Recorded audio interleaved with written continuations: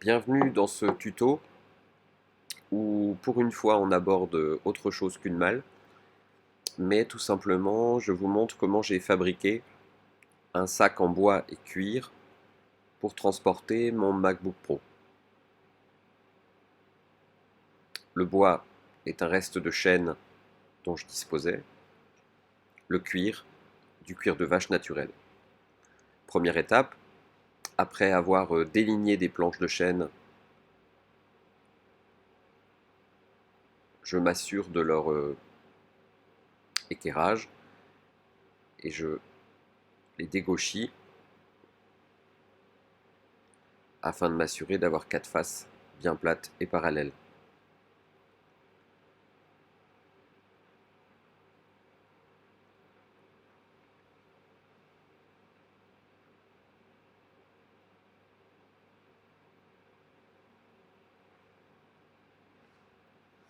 Après ça, à l'aide des planches, je découpe les 3 côtés de mon sac et des tasseaux.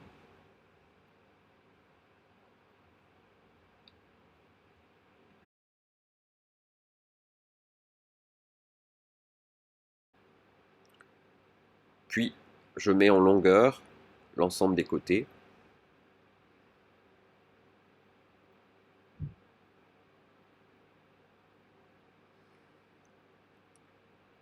Et je crée un genre de mortaise sur les 4 côtés de chaque face, de façon à pouvoir insérer les tasseaux. Vous comprendrez plus facilement à la fin de l'opération. Je découpe la mortaise. Ici, je règle la hauteur de la mortaise que je désire. Je fais ça sur chaque planche et je vais découper l'ensemble sur la scie à ruban.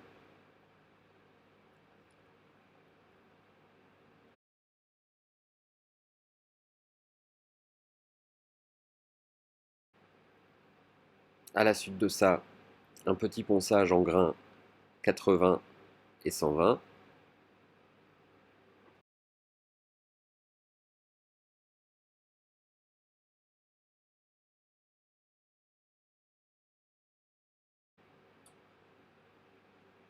Et on va pouvoir passer à la partie la plus importante. Ici, on prend une peau de cuir en vache naturelle qui fait quasiment 2 mm d'épaisseur, d'où la difficulté de couper aisément. Et on va adapter face par face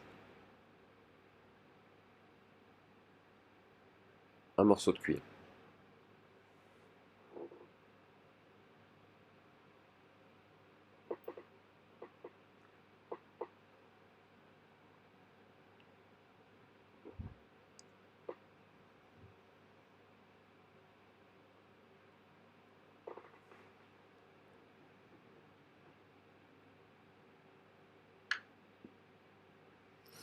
Le cuir naturel étant particulièrement sensible aux saletés ou aux traces de doigts, il est important de travailler proprement sur un plan de travail nettoyé de façon à éviter les taches.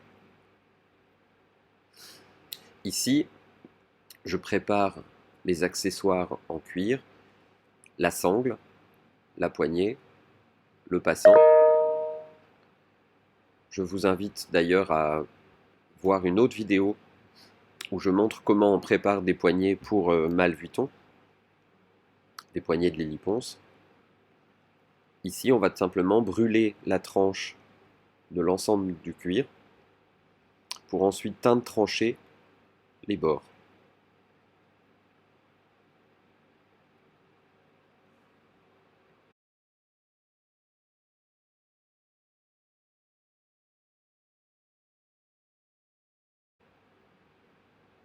Après avoir collé la totalité des cuirs sur le bois à l'aide de colle néoprène, je teinte l'ensemble de l'attaché case et je fixe à l'aide de vis Chicago et d'emporte-pièce la poignée cuir préparée précédemment.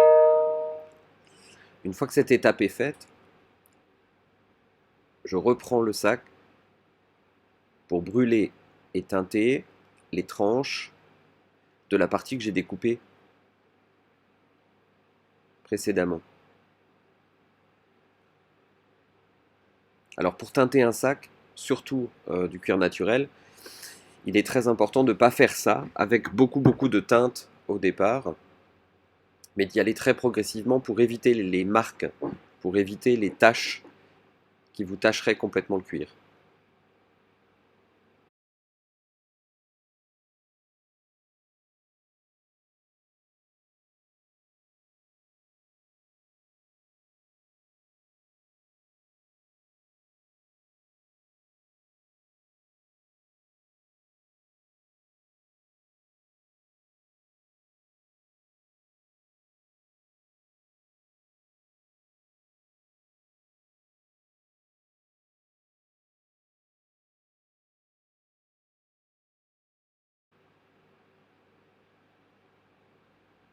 On peut enlever les protections plastiques qui protégeaient le bois pour éviter de le reponcer. Et après avoir fixé le petit passant métallique toujours à l'aide de vis Chicago, j'installe le passant cuir permettant d'assurer la fermeture. Pour ça, étant donné que le cuir est souple, il est nécessaire d'installer une cale en bois à l'intérieur du sac de façon à ce que votre emporte-pièce ne défonce pas tout.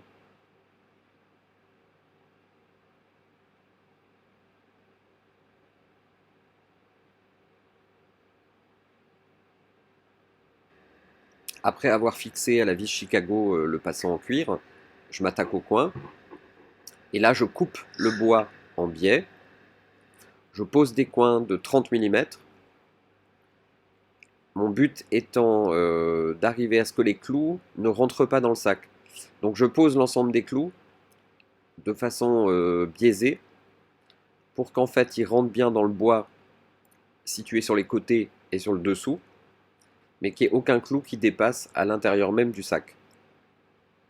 Ça sera plus pratique, vous n'aurez pas besoin de les tordre et de vous embêter. Puis j'installe la sangle en cuir qu'on a vu tout à l'heure teintée tranchée. Je la positionne en fonction de ma taille. Je prends un emporte-pièce.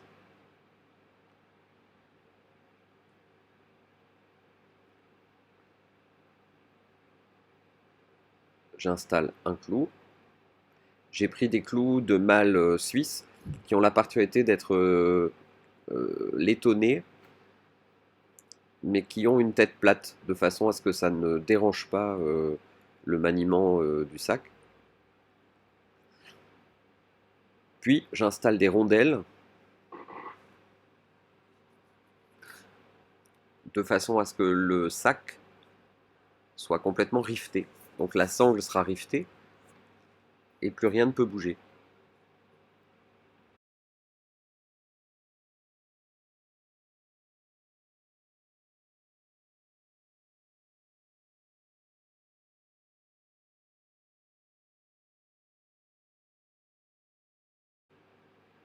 Et voilà, il n'y a plus qu'à tester, mettre un ordinateur dedans, et voilà, portefeuille, clé, hop, parfait, la hauteur est bonne, il n'y a plus qu'à faire le gainage intérieur.